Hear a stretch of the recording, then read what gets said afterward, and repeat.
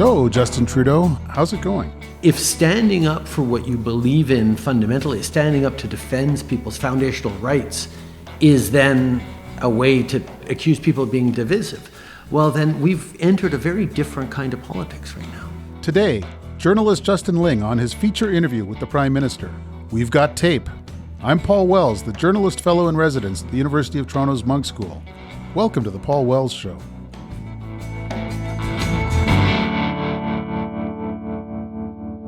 So, a few weeks ago, I got a call from Justin Ling.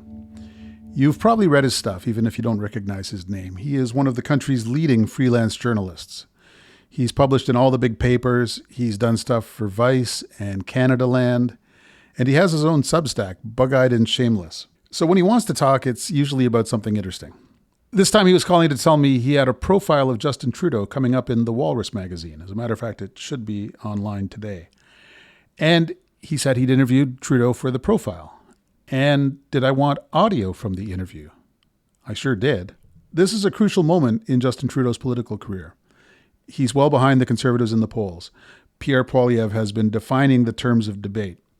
Trudeau has less and less time to turn that dynamic around before he has to call an election, probably next summer. So what's going through his mind these days? What Justin Ling found is a prime minister who thinks he's underestimated and misunderstood. He was in a scrappy mood when they met. He thinks he has a good story to tell. To Justin Ling, it was all a bit jarring. A lot of people think big things have gone wrong with public life in Canada. A year ago, Abacus found that 65% of their respondents agreed that a lot of things feel like they're broken. Majorities think that healthcare, air travel, and government services in general are worse than they used to be. Justin Trudeau wishes that people weren't so down. You'll be hearing what he told Justin Ling directly during this episode. But first we'll hear from Justin Ling. Justin Ling, thanks for joining me. Paul Wells, thanks for having me. This is weird. I did not talk to the Prime Minister, but you did. And so I'm going to just blatantly pick over the carrion of your interaction with the Prime Minister. Tell the people why you got an interview with Justin Trudeau, why you wanted an interview with Justin Trudeau. It is a thing that I have asked for, I think now several times over the years and have never gotten. But I've been working on this piece for the Walrus. It was an assignment that I gave myself. It was an assignment to try and understand how this government works, or maybe more particularly why it's not working, right? We've heard it 1,000 times. Pierre Poilievre has repeated it ad nauseum, but also polls show Canadians overwhelmingly agree with it. Canada is broken, right? I was talking to some colleagues of mine, some friends who are on the conservative side of things, and they were repeating this mantra. And I kept kind of poking them, saying, why do you think this is? What do you actually think is broken? What is actually sort of not working? And they kind of had an inability to explain it, right? Because no one really knows how things are working in Ottawa these days. It's a bit of a black box. No one's quite sure how things are broken, what's not working, where the breakdown actually is. Everyone's just sort of seeing the results and seeing it not working and are sort of frustrated with it. So I gave myself this assignment for the Walrus. I want to understand exactly how this government has sort of have seized up. And as part of that, I thought there's no way to do this without sitting down with the Prime Minister and asking him directly. And so it took 6 or 7 months, I think, in the end, before they finally sort of got around to saying yes. I sort of explained to them a few times that for a story about why the government's not working, their inability to answer a simple press request seemed to be kind of emblematic. But eventually they did say yes, and eventually we did sit down in March and sort of hash through it. And I can't say it was an edifying or encouraging experience, but I'm glad we finally got to do it. I would agree with you that this illustrates a kind of a particular pathology of this PMO. Like, just make a decision. Tell me to go away or give me the interview, right? Except that I have lived through this before. I went through just astonishing maneuvers to try and get Stephen Harper to talk to me for the big book that I wrote about him. They ended up having a senior staff meeting devoted entirely to whether Harper should talk to me. They agreed at senior staff that he should, and his chief of staff stopped me in the street a little later. This was Ray Novak. It said, "Hey, congratulations on talking to the boss." And I said, "Well, except he hasn't talked to me." So there's something about late stage prime ministership that makes all of this harder than it needs to be. For the purposes of pitching your piece in the Walrus, Do you know what the headline is? Do you know what the cover line is for that piece? Or I know the headline I pitched for it, which was Justin Trudeau's reality distortion field. I suspect it will not end up being the headline, but in my head it will always. That's how it's going to appear. if you're really lucky, the cover line will be The Resistance, because that one did great for me. And you cannot only have spoken to Trudeau. Who else did you talk to in that world? I spoke to a lot of people, and I gave everyone the exact same offer, which is that you were going to be anonymous and referred to in only the most abstract way.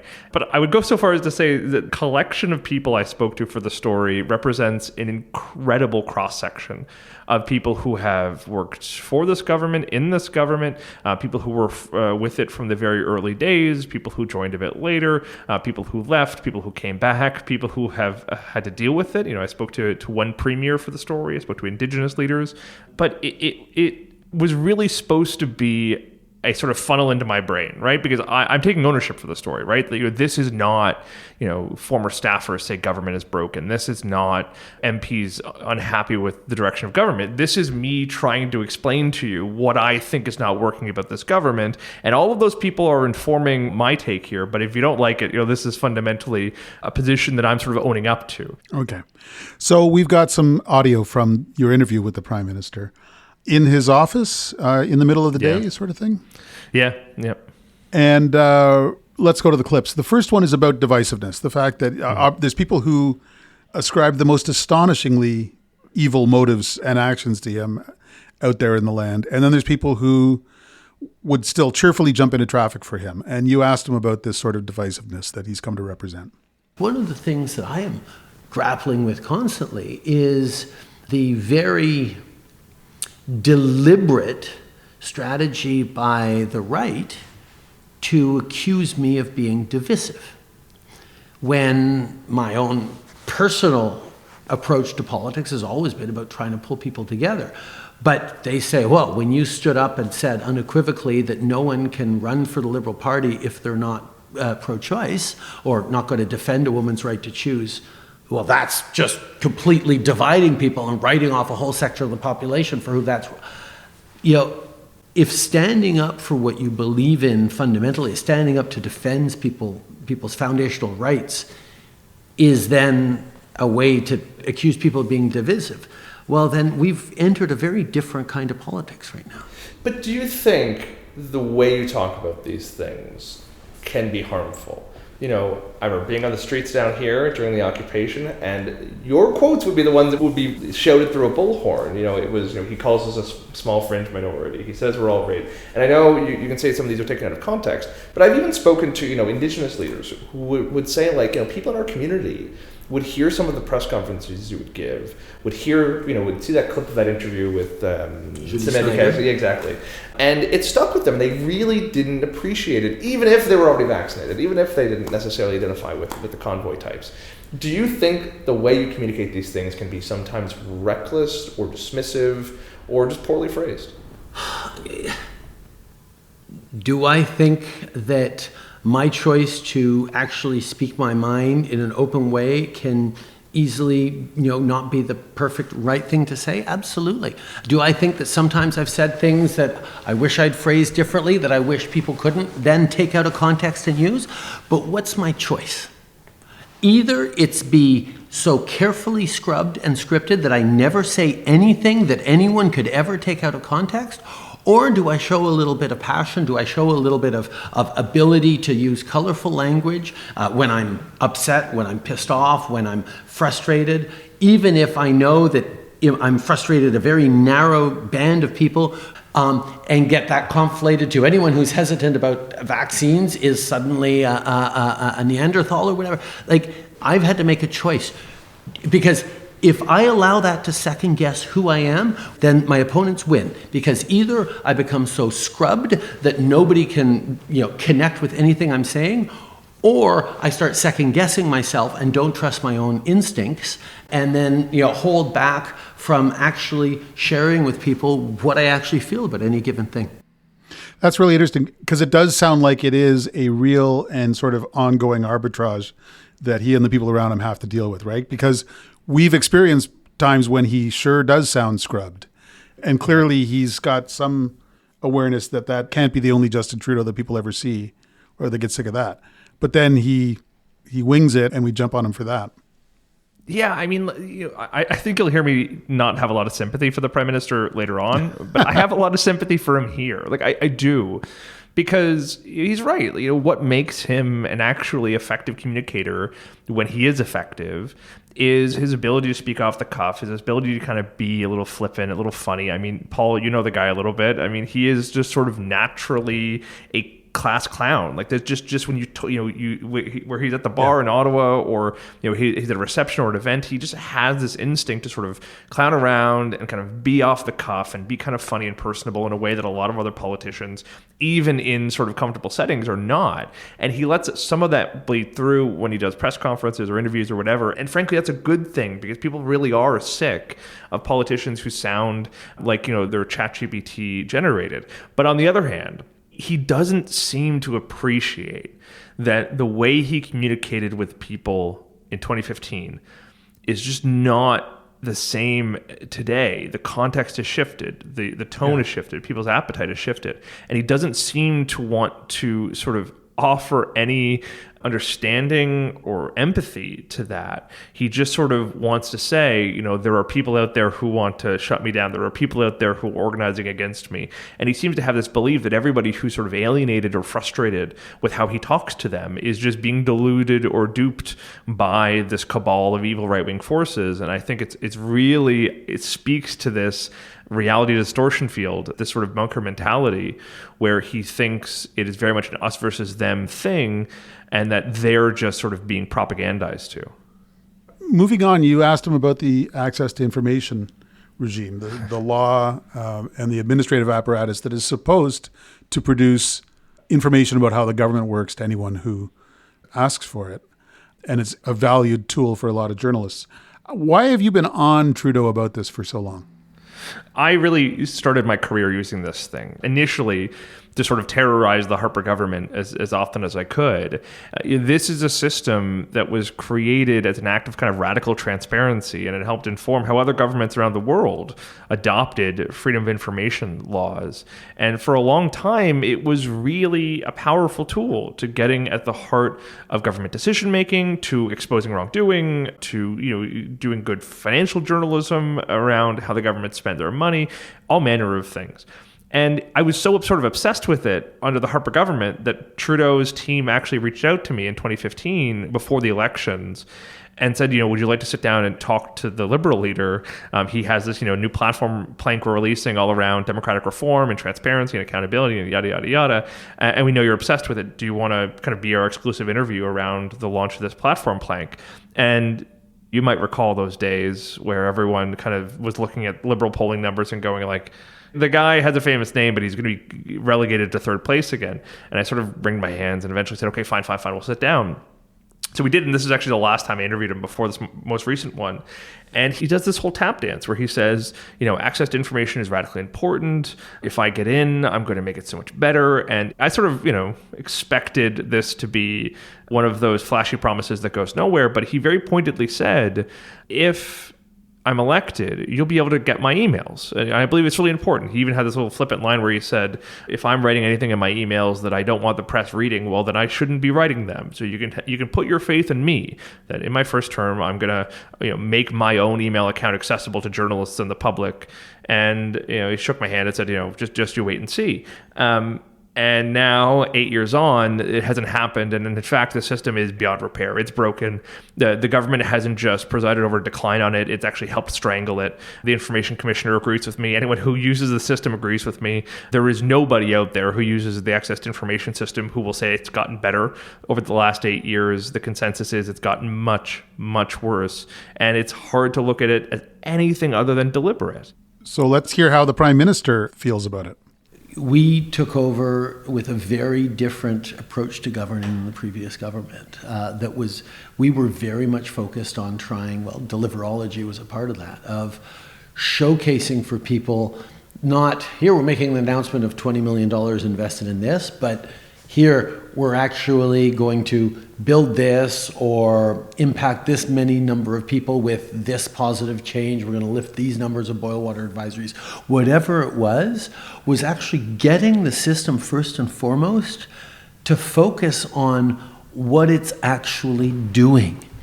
And as you change that, well, then it makes a lot more sense and you're a lot more able to be open about what you're doing and, you know, share the numbers on it and everything like that. But when you have a system that is not focused on that, it remains extremely difficult to showcase what we're doing. We're constantly seeing reminders of that.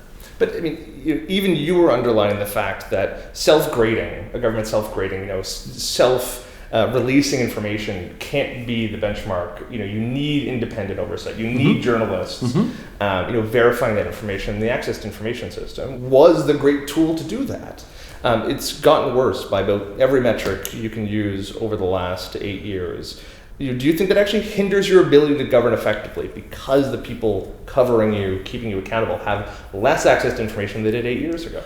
I would actually sort of take issue with that in that, yes, the access to information regime specifically, still has challenges, and that's why we're still working on it. But to say that that's the only way people covering government can actually see what government's doing carries a bit of cynicism with it, that because you can't believe the press conferences, because you can't trust the announcements, because the backgrounders and the transparency and the technical explanations and all the open press conferences and coverages we have that, I mean, you were around before we got elected, you know what a secretive government looks and behaves like. Yes, access to information continues to be an area where governments of all different types are struggling, but we have been a lot more open and engaged and available and engaging with experts, with media, with journalists, with all that than previous governments. There's a few things going on here. First of all, there's the absolute conviction that his government's better than its predecessor. Yeah. Which is what it is. There's the strong sense they had that they inherited essentially a broken bureaucracy. And they were so busy trying to get anything out of that machine that they didn't have time for the rest of us to get a look in. And that's enough to pick apart for now, I think. Yeah, I actually think that's a really excellent point, because people hear me talk about the access to information and I know they don't care because it's a system they've never used and they're not familiar with. They don't really understand the importance of it. Fine, I totally get that. But what I always tell people is the access to information system helps us understand what's broken about the system we're living under, right? It helps us understand how the bureaucracy is working or not working, how the political level is directing or not directing. And the fact is, the federal bureaucracy is broken. It's unbelievably broken. And it's funny to hear the Prime Minister talk about deliverology, because deliverology was actually, or whatever you want to call it, the Results and Delivery Unit. Its former head, Matthew Mendelson, hated the word deliverology. But the Results and Delivery Unit was actually a really good thing. It actually did the things that Trudeau was talking about. It did connect data and results and kind of objective expected results with the policy that was trying to be implemented. The problem is deliverology is dead. Everyone in government will tell you this. It's not really been a functioning thing since about 2019. The Results and Delivery Unit is basically hollowed out. The government's not tracking data in the way that it once promised it would. And it has very little visibility on the civil service. The civil service is not fit for purpose right now. They've hired a huge number of new people, and yet they're performing worse than they were under the previous government, I think, in a lot of ways. And I spoke to many civil servants who said that explicitly. And so it's really frustrating to hear the Prime Minister say, oh, well, we're giving you all the information you need. Everything's working fine. We're following the data. Don't worry. You don't need access to information. You have these press conferences. Yet you go to one of these press conferences, you send emails to the department, you ask the ministers and their offices about some of these issues, and you get a wall of just absolute garbled nonsense that doesn't respond to any real world issue. So there's a huge disconnect between how government's working or not working and how this government is kind of willing to actually engage with that issue, both privately and publicly.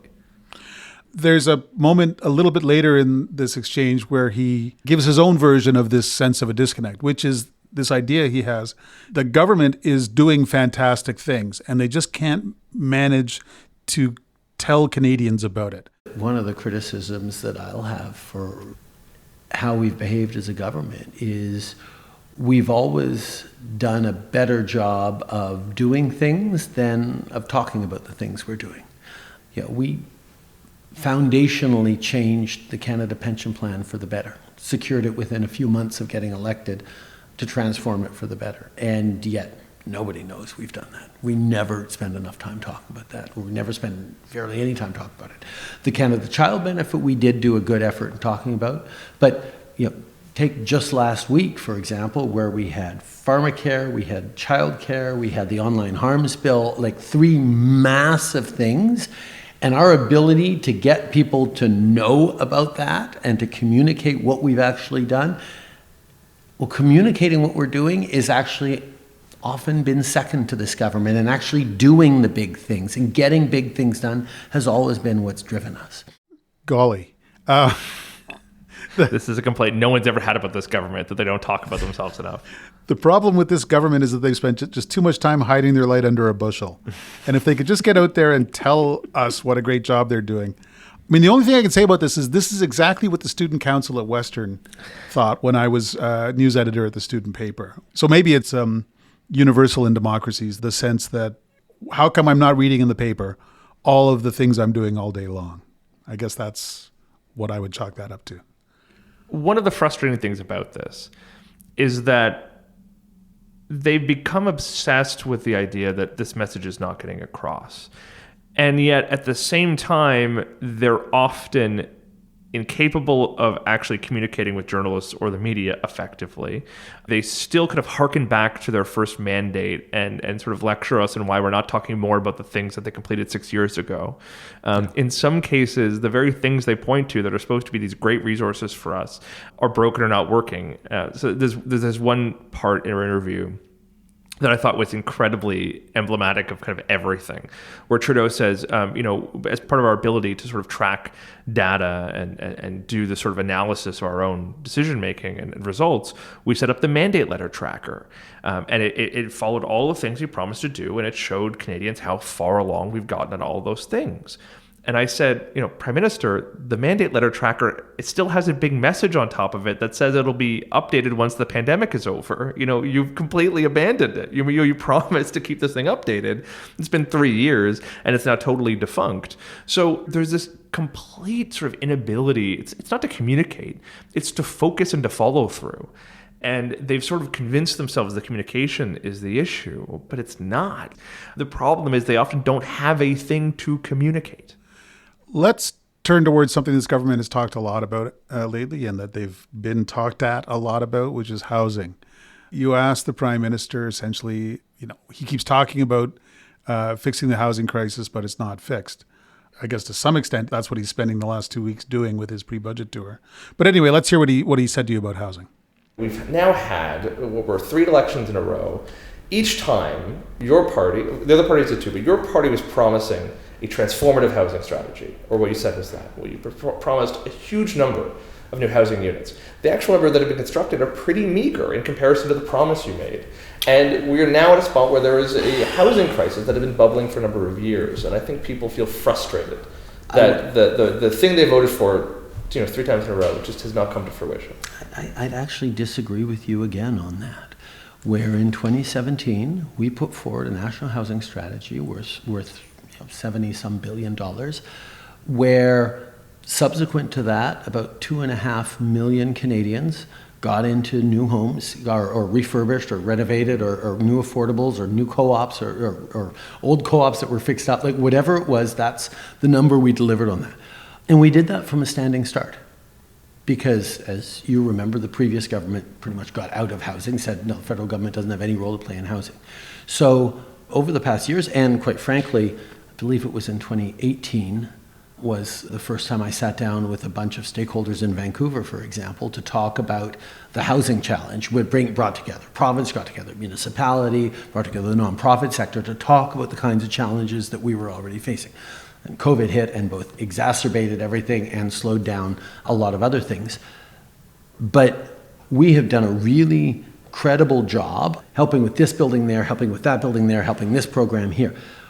What we've now done as well is say, okay, it can't just be the piecemeal, this program, this announcement, this thing. We have to change the way that's done in Canada, which is where the Housing Accelerator came in, which is a change not to build this building at this address, but to make sure that every single lot within a municipality suddenly has totally different, more permissible rules to building more density, to moving forward, and everything like that. So it's been a change that we have worked on to trigger in response to, yes, worsening situations. But again, I'm familiar with the numbers, but in 2019, the Parliamentary Budget Officer found that there was actually a decrease in targeted funding for especially affordable housing. When they looked at 2021, they concluded the federal government had built 67,000 homes since you took office. That number has gone up something, I think, like 200,000 if you include retrofits. We need 2 million homes in this country. Fair enough that the Housing Accelerator is starting to make up for lost time. But what held you back from actually making good on the promises that you made in 2015, 2019, 2021? Why didn't those numbers come to fruition? Partially they did, but partially the federal government doesn't do a lot of building housing alone and directly. Like so many of the things that we choose to do and chose to do, they require partnerships with municipalities, with provinces, with Indigenous communities on reconciliation. And it's the old saw, if you want to run fast, run alone. If you want to run far, run as a team. We knew that if you want to actually change the way things get done in a foundational way, you've got to do it working with partners. And some partners have been great, others have been more challenging. Yeah, this is the part where I lost it. So listen, let me start by saying this. I had most of my feature written by the time I did this interview, byproduct of them not giving me an answer about whether the interview was happening, when it was happening, whatever. So I had most of it written. And I had this conversation with the Prime Minister's office before we did the interview, where I said, listen, the things is pretty much written, but everything the Prime Minister said in this interview can change my mind. I can see myself having to pull an all-nighter, rewriting the entire thing because he gives me some incredible explanation, or he tells me some fantastic thing about his thinking or about why stuff's not working, or he gives me some extraordinary insight. Yep. And what's really frustrating and funny and good for me, but also depressing, I think, for the country, is that I didn't have to really change anything about my story because everything he told me reinforced the central premise of what I've been arguing and what everybody has told me about this government, which is that they just refuse to accept reality. It is always someone else's fault. It is always some extraordinary act of God that stops them from succeeding. Or, alternatively, they have succeeded and everything's been succeeding, but they could do a little more, right? And it makes it so hard to talk to this government or to listen to them, I think, is probably most of your listeners are thinking right now. Because when you tell them, hey, you promised to build, 500,000 new homes, and you built 67,000. Hey, you promised to increase investments into affordable housing. You actually decreased it over the Harper government, who you say is, the great Satan of the housing file. You keep saying that you needed more partnerships, but you actually weren't doing any partnerships prior. When you actually put this to them, yep, they sort of say, oh, well, the numbers are partly true. Or, we actually have had great successes, or we started with a running start, or it was someone else's fault, or it was the province. The reality is this government had years of people screaming about the housing crisis. This was not news to anyone. This is not a recent thing. Provincial elections were won and lost on the housing file going back to 2017, 2018. You saw other governments in the G7, like Ireland, have elections almost entirely fought on the housing file. So you can't say it was not top of mind for most of their mandate. And yet, the government had no urgency on the file. It had no real direction. It didn't have enough funding. It didn't actually do the partnerships we're talking about. And in fact, most of the things this government announced in terms of housing policy were inflationary measures designed to put more money into the market. So there is just an obscene disconnect with reality when the Prime Minister says, we've been doing these partnerships, we've been doing this hard work, we built all these new homes and did these retrofits. It's not true. This government basically adapted the previous government strategy, decreased the funding, and got less done. It's wild to hear him talk like this. Now, the Housing Accelerator and this new Housing Infrastructure Fund and all this, it's actually good policy, I think. But it's basically a direct response to Pierre Poilievre, right? It's just cribbing his policy and making it liberal. Where was this government for the previous 8 years? Nowhere. And this is why people are losing their minds with this government. Justin, I got to say, this is a conversation about the Prime Minister, but it's also a conversation between two journalists, two colleagues. I get the impression that you are just temperamentally a tougher interview than I am. I would not have been as persistent as you. The irony, of course, is that he hasn't given me an interview since 2018, but he got suckered into talking to you. I'm not sure what that says about him. But anyway, there is a point where he kind of starts to lose it a bit. This is where you're asking about electoral reform. Let's hear part of that exchange. There's one, and I know we've talked about it to death. You've talked about it to death. But there's one thing that I was fixated on, which is, the promise, the degree of the promise to make 2015 the last election under first past the post. And then there's sort of the degree of the about phase. And I'm really intrigued by it. I mean, looking back, would you do it differently? Because how would you do it differently?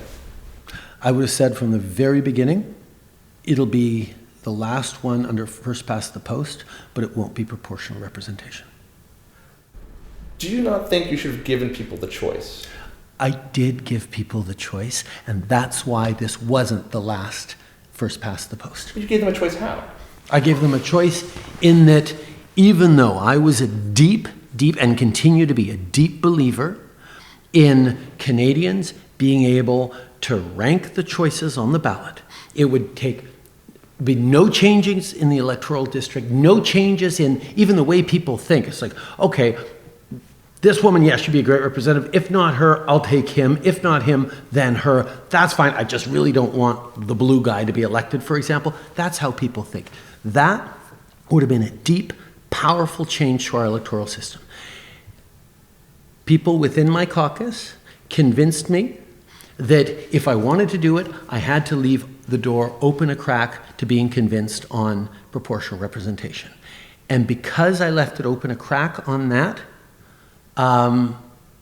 there were too many people out there, including the NDP and others, who were proportional representation or nothing. And I got faced with a choice. I had a majority. I had the theoretical ability to keep that promise and do what I wanted, which was bring in a ranked ballot, because I was not going to bring in proportional representation. I think proportional representation would be bad for Canada, and that's a debate I'm happy to have any time with anyone. Well, if I ever have the time to spend on that, which I don't, because it's not an issue that matters to many Canadians. But I had to make the choice. Do I ram through the change that I want because I have a majority, or do I say, if there's no consensus, I can't move forward? One can tell when an interview subject is starting to get short with you. He was really not happy to even have to be discussing this, it sounded like to me. It's funny because this was actually towards the beginning of the interview. This was supposed to be kind of a very short question. We're going to move on, but I could not get off of it. And we spent more time on it than I wish we did. But that response is so telling. And he's talked about it so many times, and I know people don't care about this file. But I care about it in the sense that it is representative of how this government can gaslight people. And I know that word gets used a lot, but I mean that in a very genuine sense here. He's saying, I didn't want to ever have to do proportional representation, but I was convinced that I had to trick people into thinking it was on the table, just so that when we could get in, we could do ranked ballots. But then when we got in, no one would do ranked ballots with us, so we just killed it. Like, that is so... He accused me of being cynical earlier. That is such a cynical thing, right? Because you actually look at some polling, there's not great polling on this, but people actually tend to be more in favor of proportional representation than ranked ballots. At least two of the parties in the House of Commons prefer proportional representation. This was never a secret. And yet he went into that election vowing, with no qualifiers, with no sort of caveats, it will be the last election under first past the post. He gets in, he's pressured on all sides to hold a referendum on it. He won't do that. He pretends as though the only option was ever ranked ballots, which I think everyone thought was a surprise, and then sort of told us that we were wrong for ever expecting otherwise. It is a maddening exercise to try and talk to him about this, because it just so does not connect with the real world. And I don't think anybody came away from that election with the idea that the Liberals would only ever do ranked ballots and that was the only option on the table, right? People thought they would have a choice or a vote or options. People thought that there would be a debate and a conversation about it, and there wasn't. It was just shut down by the Liberals when they didn't get their way. And I think looking back at that moment is indicative of how they've dealt with many things since. There's an element of revisionist history too in this in his account, because in the summer of 2016, when I started a brief stint at the Toronto Star, I interviewed him about electoral reform, and he said, "I am more willing than ever to follow any emerging consensus, even if it's not what I would have preferred in the past." And then 6 or 7 months later, he whacked the whole program. So you did talk a little bit about Ukraine, where you between that interview and now, you've gone on another trip to Ukraine, and you asked about Canada's ability to be a steadfast ally, and especially with regard to defense production. That led to this question about the defense industry. The defense industry in this country has been grumpy for many years, feeling like they're not getting the export permits that they've wanted, and they feel like the barrier to setting that stuff has gotten higher. Do you envision a world where in the next couple of years we'll be producing significantly more, whether it's 155 millimeter shells, whether it's drones, whether it's offensive drones we can make here? Like, will we be producing that here in the next couple of years? I have heard from a lot of members of the defense industry that it's a shame that we have such rigid expectations around human rights and around where and who gets to use Canadian equipment. And that's a choice that we've made. It's a choice that other countries don't make, which sometimes puts Canada at a disadvantage, I guess, when it comes to cold, hard arms sales around the world. But I am confident that that's where Canadians want us to be. And if another government wants to try and get elected on saying, well, we're not going to put protection of civilians and human rights and support of democracies as preconditions for selling Canadian-made weapons, then let them argue that with Canadians, because I'm not going to. That sounds like the kind of answer you give when you have not been talking to people in defense production in Canada, because that's not their complaint. Their complaint is they sure want to help, but they need some kind of planning timeline, some kind of predictability, so that they can tool up factories to make this stuff and send it across. But that's not how he's hearing it. No, and it's an interesting thing, because I think they're actually right in some respects. They came in kind of vowing to continue this ridiculous arms sale to Saudi Arabia, which I think we can look back on now and agree was a terrible idea in many ways. And it wasn't theirs. They inherited it. Exactly. Yeah. Exactly. And they came in kind of vowing to do the deal, but to upgrade our oversights and protections to make sure we never do that sort of deal again. Okay, great. I think most people do agree with that. But when it comes to helping out allies, the Kurds, who we've all but abandoned, the Ukrainians in particular, these aren't bad guys. These aren't autocratic regimes, right? These are countries that we're supposedly, steadfast allies of and want to help in any way possible. And yet it does seem like there is a real frustration amongst people in the defense industry in their inability to connect directly with Ukraine, to get firm answers from Canada, what they want and need, to make those export permits kind of speed along. I actually spoke to Bill Blair, our defense minister, while I was in Ukraine. And he's sort of slightly offside the prime minister, I think, on this, where he repeats some of the same phrases, but also says, we do have to figure out how to expedite some of these processes, get stuff to Ukraine more directly and more quickly. So I think this work is going on. And, I hope it is in many ways, because it does strike me that this government is sort of loath to remove needless, onerous, burdensome regulation because they like the value statement of it. But this seems like a prime place where you can do a really limited, thoughtful, discrete change and make a big impact. So let's wrap up. This was kind of a legacy interview. Look, unless he wins another majority, you're probably not going to get another interview with him anytime soon. What did you make of Justin Trudeau at this moment in his career? I think he's in a tough spot. I think fundamentally, he's actually pretty close to where the mood of the country is, and he has been his entire time in government, right? Like, I think Canada goes through deeply conservative trends. I think it goes through deeply kind of socialist trends in terms of kind of just public desire. And I think we have been in a pretty liberal mood over quite some time. Maybe inflation is sort of nipping at the edges of that. But I mean, fundamentally, this country's at a crossroads. We need to build up. There's a real desire to fight climate change. There's a real desire to be part of this liberal order. There's a real desire to have Canada kind of back on the world stage. All the stuff that Trudeau has talked about since he was first elected. You look at opinion polling, people agree with the Prime Minister on a ton of stuff. And yet, over the last couple of years, there has been this widening gap between what he's actually able to achieve and his ability to sort of admit defeat or mistakes or lack of progress. And I think it's making people crazy.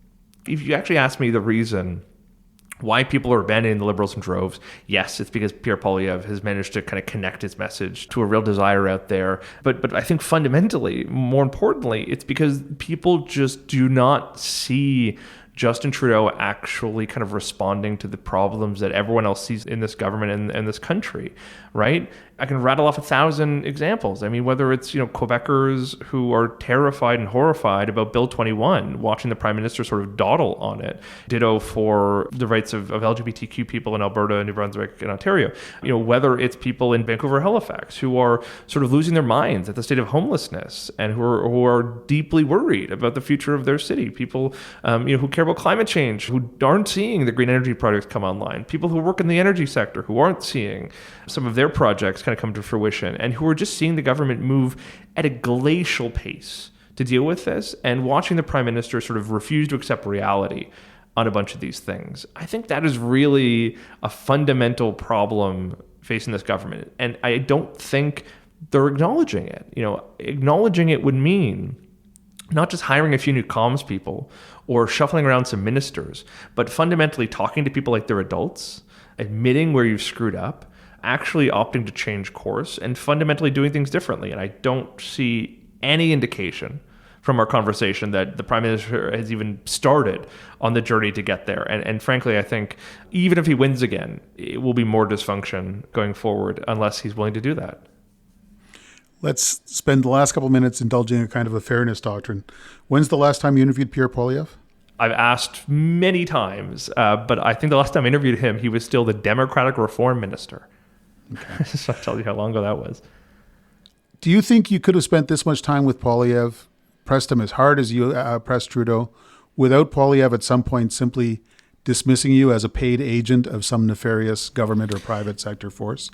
I actually think so, yeah. Because, people are very accustomed now to these interviews where it's mostly televised or on podcasts where there's a lot of finger pointing and sort of jousting and sort of quasi-yelling.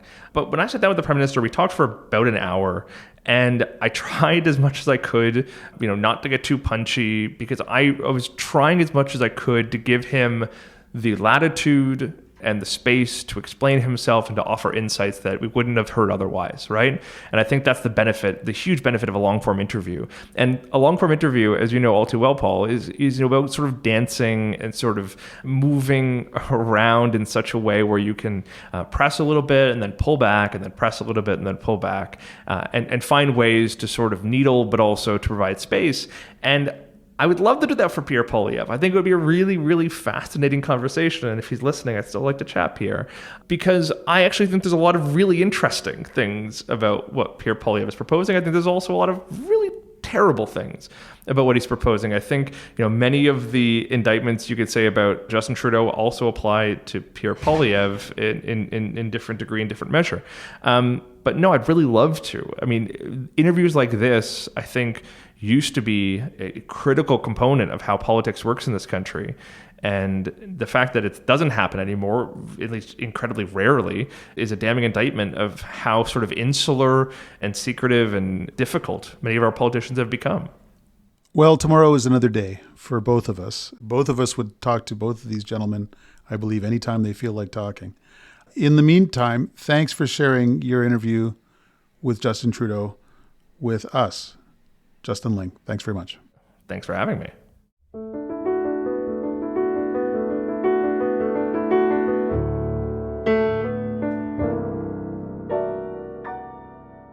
Thanks for listening to The Paul Wells Show.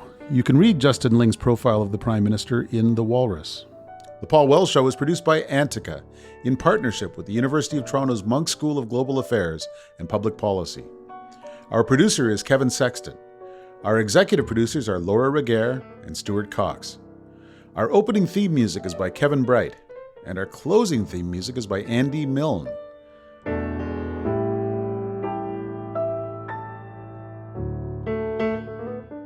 Go to paulwells.substack.com to subscribe to my newsletter. You'll also get a premium version of this show with bonus content. We'll be back next Wednesday.